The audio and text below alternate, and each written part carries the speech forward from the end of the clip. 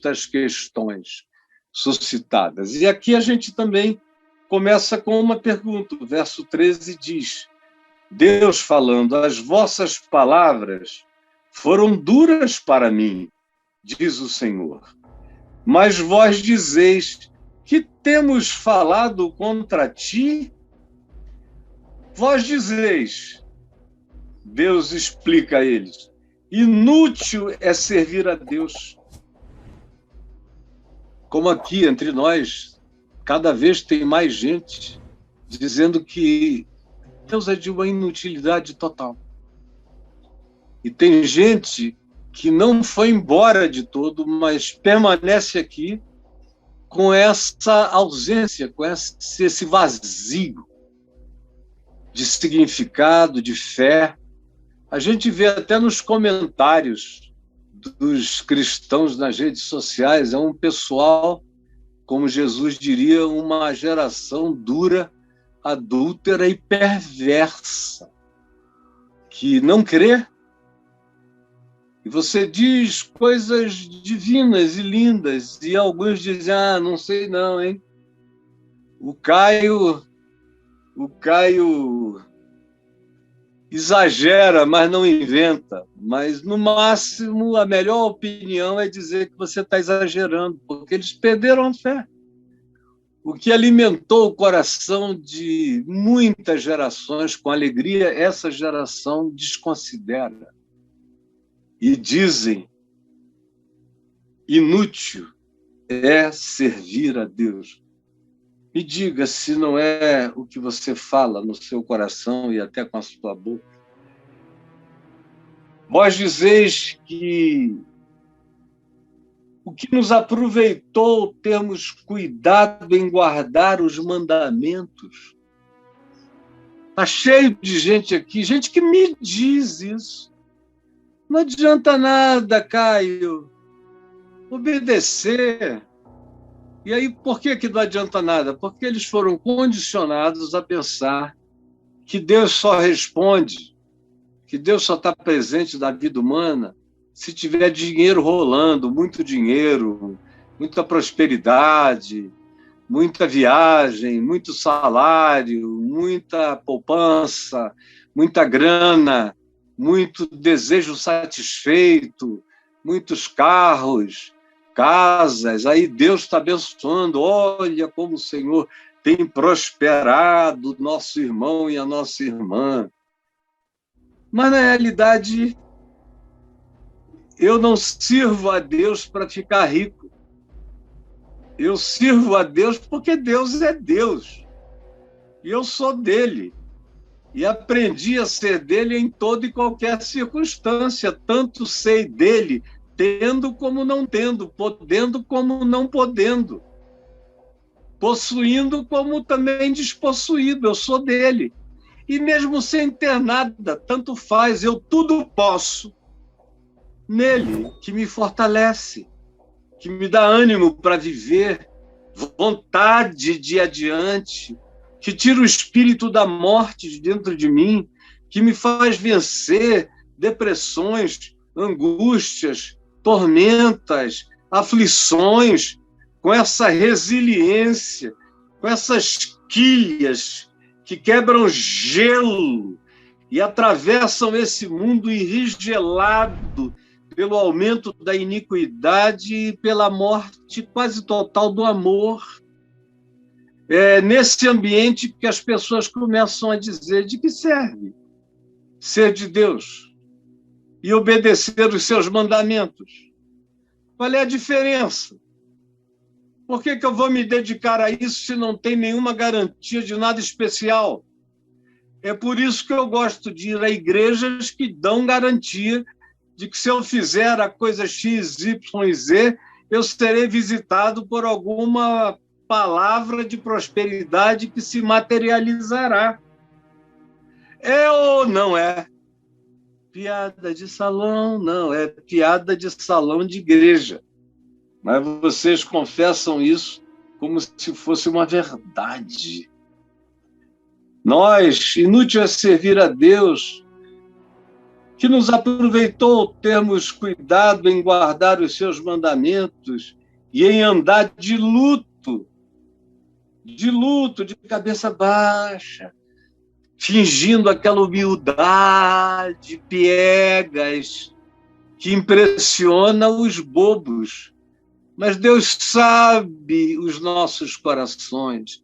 E Ele sabe que é só performance de piedade que não é verdade, de pieguice, que não é atitude de quebrantamento sincero.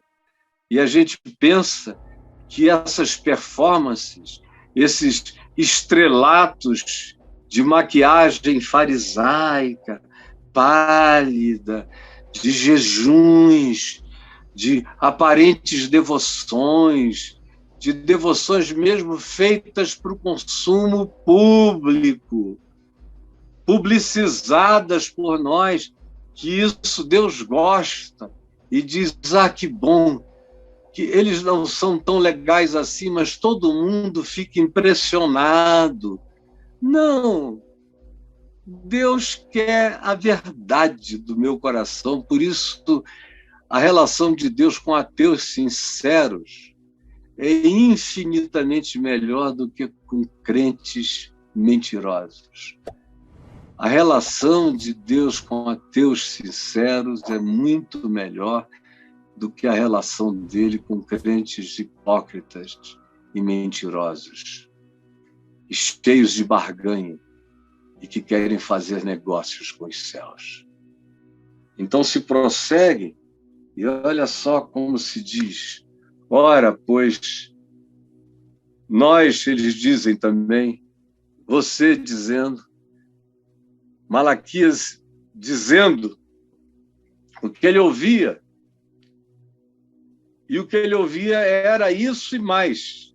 Ora, nós reputávamos por felizes, nós reputamos, é no presente, nós reputamos por felizes os soberbos, os caras que não estão nem aí, que não têm nenhuma preocupação com os céus, esses caras é que são felizes, os que existem sem grilo divino. E eu concordo, não porque sejam os soberbos, mas porque sejam os que conhecem a Deus com paz. Agora, aqui não. Eles estão com inveja dos soberbos, dos que arrotam na cara de Deus, nos que soltam pum no trono da glória, nos que fazem xixi nos pés do Senhor, dos que trazem as gargalhadas da infâmia para o lugar do culto, aqueles que nos bastidores, atrás das cortinas, fazem o que é impublicável e falam o que mesmo os mais cínicos não suportariam ouvir. Esses são os soberbos, que acham que nada lhes alcança porque eles estão acima do bem e do mal. Mas Malaquias diz, vocês falavam para Deus e aos seus corações reputavam por felizes e reputam por felizes os soberbos, os arrogantes, também os que cometem impiedade. Vocês dizem, eles prosperam. Temos inveja do impiedoso próspero, que engana, que rouba, que se corrompe, que passa a mão mesmo no dinheiro público, no dinheiro que não pertence a eles, que armam ardis para pegarem, se apropriarem daquilo que não foi fruto do trabalho deles.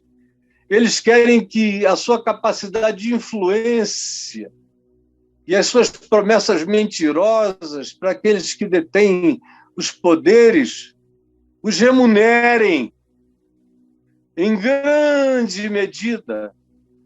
E esses aqui que estão falando sentem inveja dessas pessoas. O que é que adianta servir a Deus se não for assim? Porque servir a Deus por Deus não adianta nada. Na realidade, a gente tem que servir a Deus por nada mesmo. E não por qualquer barganha, porque não há barganhas com Deus. Ou é por nada ou nem comece. Se for para fazer troca, não comece. Porque você já vai começar com a fé, sem fé, com uma fé apelidada disso, mas será só uma crença adoecida, perturbada, diminuída, perversificada, paganizada pelo tamanho da sua mediocridade, completamente pervertida. Mas vocês dizem isso. Os ímpios prosperam. Sim, eles tentam ao Senhor. Eles tentam. Eu vejo gente, alguns estão na minha frente há 50 anos, tentando ao Senhor e continuam tentando ao Senhor. Eu fui brincar de tentar a Deus 2, 3 anos e me arrebentei todo. Graças a Deus, porque tanto o livro de Salmos, como os profetas, como os apóstolos, especialmente a Epístola aos Hebreus, diz que quando Deus não aguenta a gente vivendo em pecado e desce a vara, é porque nós somos filhos e não bastardos. O filho é disciplinado, o bastardo é que fica para sempre. De modo que quanto mais maldade alguém faça e mais tempo perdure, é sinal de que, ao invés de filho, é uma pessoa tão obstinada e convicta na prática da maldade que não recebe disciplina. Se fez filho bastardo em relação ao amor que é devido a todos os seres humanos, em relação às práticas da perversidade, que são práticas do diabo, mas o cara aprende como se fosse mestrado em sacanagem contra o próximo. Esses são objeto de inveja. Os filhos da impiedade que prosperam e que aparentemente estão escapando. Você já apanhou no seu coração essa questão? Você dizendo, meu Deus, eu estou aqui me privando, me poupando, tentando guardar puro o coração, tentando fazer as coisas que me são recomendadas como realidades espirituais a serem observadas, vividas e praticadas com amor. E, enquanto isso, eu vejo os seres da antítese, do oposto, viverem outra vida e prosperam e escapam. Eu queria estar no lugar deles. Tem gente que já me disse muitas vezes, muitas pessoas, eu gostaria de nunca ter sabido do Evangelho para eu poder viver a vida que eu quisesse sem grilo nenhum. Isso não passa pela sua mente ou pelo seu coração? Me responda. Então, tem um outro grupo que Malaquias identifica e deixa Deus falar a respeito dele através dos lábios do profeta Malaquias. E ele diz, olha, tem esses que são vocês, ficam cheios de autopiedade, sem nenhum senso crítico, perguntando o que temos falado contra Deus. Na realidade, nós é que temos queixas a fazer, porque é inútil, não aproveita de nada, não há benefícios, a gente tem a inveja dos soberbos, dos que cometem iniquidade e prosperam, daqueles que escapam. e que ficam décadas escapando e nada lhes acontece. Tem alguns que ficam velhos, passam dos 90 anos e morrem na prática da iniquidade. E nós não. De onde vem essa disciplina, esse apego para conosco? Eu preferia não ter isso na cabeça do que ter que viver sabendo de Deus com o coração cheio de amargura, de ressentimento e de inveja dos que são diferentes de mim. Mas tem outro povo aqui também. Então, os que temiam ao Senhor falavam uns aos outros. Não falavam de Deus para os outros, nem contra Deus, nem tentavam persuadir ou semear dúvidas no coração dos outros por causa das suas próprias irresoluções e angústias pessoais ou por causa da sua doença de cinismo, de anarquismo espiritual, da perda do temor do Senhor no coração, da realidade de Deus em si. E aí, olha só como há também um outro povo, um povo que conversa uns com os outros. Por isso eu fico tão feliz quando eu vejo que acaba aqui a nossa reunião e ficam alguns conversando uns com os outros, tentando edificarem-se mutuamente, ajudarem-se, marcarem encontros para se fortalecerem, até para se visitarem e visitarem aqueles que são os que vivem profunda angústia de solidão e abandono. Existem aqueles que são uns dos outros, uns aos outros, que praticam os mandamentos da mutualidade, porque o amor ensina mutualidade, não ensina o individualismo, ele ensina a individualidade serva. Serva de todos, serva da vida, serva do amor, serva do que constrói o bem e realiza o que é bom em favor de todos os seres humanos. Existem esses outros ainda. São esse grupo remanescente, que às vezes a gente já nem acha com facilidade, mas estão aí ainda. Graças a Deus. Esses são os que temem ao Senhor e falam uns com os outros. O Senhor atenta para eles e os ouve. Seja isso no passado, quando quer que isso tenha sido, o Senhor sempre atentou para esse tipo de gente. Atentou com carinho, com amor. Atentou com ouvidos bem abertos e os ouvia e os ouve. Entre eles há um memorial escrito para os que temem ao Senhor e para os que se lembram do seu nome, que não é uma designação com letras. Quando se fala do nome de Deus, é da palavra de Deus, é do caráter de Deus, é do ensino dele que está manifesto como boa nova, como evangelho em Jesus, que é a revelação plena e absoluta de Deus. Eu sei tudo de Deus em Cristo, sobre o caráter de Deus e o interesse do ser divino pela criação e por todas as criaturas, e por mim e por você também.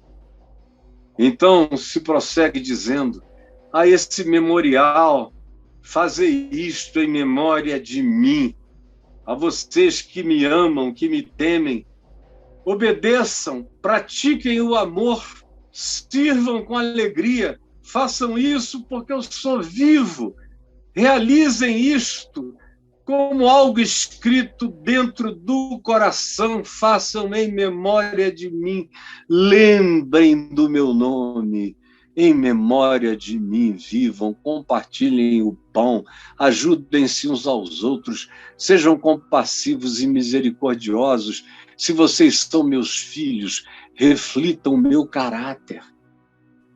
Esses que falam um com o outro, esses que não têm inveja dos malignos, impiedosos e soberbos e arrogantes, que não gostariam de jamais terem sabido qualquer coisa sobre Jesus ou Deus, para poderem viver sem grilo a existência dos perversos, esses que reclamam até do que sabem, porque eles tiram a espontaneidade iníqua, e eles têm inveja dos que não estão nem aí. E tem esses sobre os quais eu falo agora, que são uns dos outros, ajudam uns dos outros, amam a Deus no próximo, falam uns aos outros e são parte desse povo do memorial, povo que guarda a palavra escrita no coração, que tem o nome de Deus como mandamento de amor, inscrito, esculpido na alma.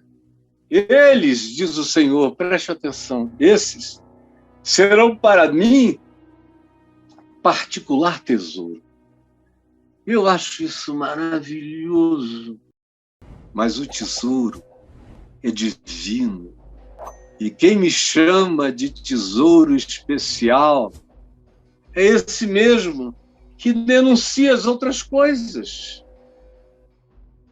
Também ele tem um olhar que enxerga o coração, que quer servi-lo com espontaneidade, com simplicidade, com leveza, com alegria, sem julgamento, com amor, com perdão, com bondade, com fidelidade, com lealdade, com sinceridade, com controle e domínio próprio, servindo ao próximo e amando a Deus no próximo.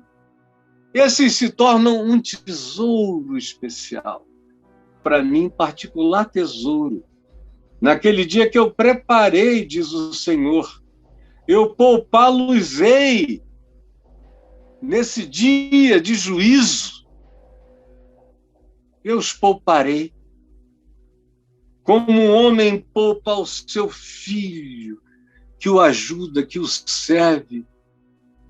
Como um pai poupa ao filho devotado, carinhoso, que o serve, diz o Senhor, assim, naquele dia de escrutínio e de juízo, ele passará da morte para a vida. Eu o pouparei. Ele não verá o mal, será poupado, seja porque via for, porque tudo é vosso, seja a vida, seja a morte, sejam as coisas do presente, sejam as coisas do porvir, sejam anjos, principados ou potestades, tudo é vosso e vós de Cristo, Cristo de Deus. Eu os pouparei naquele dia, a esses que são meu particular tesouro, poupá-los-ei como um homem poupa seu filho querido, que tem prazer em andar com ele e em servi-lo. Então, nessa hora, vocês que têm perseverado contra tudo e contra todos, vocês que não desistiram, vocês que não seguiram com a maioria, vocês que permaneceram firmes na fé, até mesmo contra toda essa multidão que se diz cristão e é anticristo, que se diz evangélica, mas é anti-evangelho, que diz servir a Deus, mas só buscam os seus próprios interesses de poder, de fama e de dinheiro e de recursos. Vocês, que ao invés de terem sido assim, me servem por nada, me servem por prazer, me servem por alegria, me servem por amor, eu os pouparei. Seja através da morte, seja da morte, a morte não mata mais. Vocês não têm que ter medo de nada na vida e não têm que temer a morte, porque ela virou só um portal.